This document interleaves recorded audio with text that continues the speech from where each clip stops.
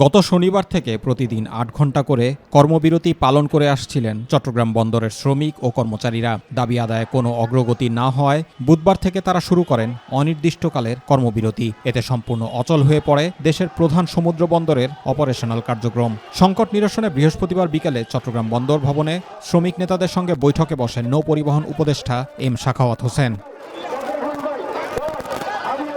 বৈঠক শেষে সাংবাদিকদের সঙ্গে আলাপকালে উপদেষ্টা বলেন, রমজানের আগে ভোগ্যপণ্য আমদানিতে বিঘ্ন সৃষ্টি করে এমন কর্মসূচি কোনোভাবেই কাম্য নয়। শুক্রবার সকাল থেকে কাজ শুরু না হলে সরকার কঠোর ব্যবস্থা নিতে বাধ্য হবে বলেও হুঁশিয়ারি দেন তিনি।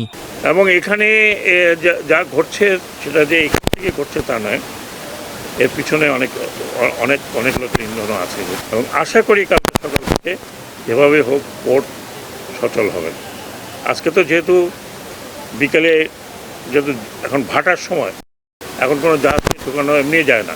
এদিকে সপ্তাহব্যাপী কর্মবিরতির ফলে বন্দরে জমে গেছে বিপুল পরিমাণ আমদানি ও রপ্তানি পণ্য।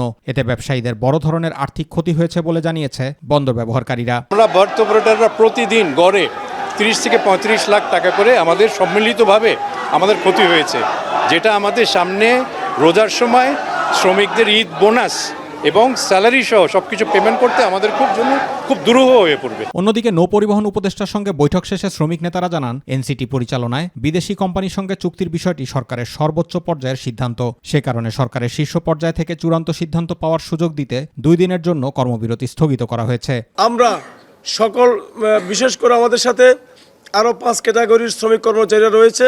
উল্লেখ্য, দেশের মোট আমদানি রপ্তানির প্রায় 92% পণ্য পরিবাহিত হয় চট্টগ্রাম বন্দরের মাধ্যমে। শ্রমিকদের কর্মবিরতির কারণে বন্দরে 10,000-এর বেশি রপ্তানিযোগ্য পণ্য ভর্তি কন্টেইনার জমে গেছে। একই সঙ্গে জেটি ও বহির্নোঙর ক্রমশ দীর্ঘ হচ্ছে অপেক্ষমান জাহাজের সারি, যা দেশের সামগ্রিক অর্থনীতির জন্য বড় উদ্বেগের কারণ হয়ে দাঁড়িয়েছে।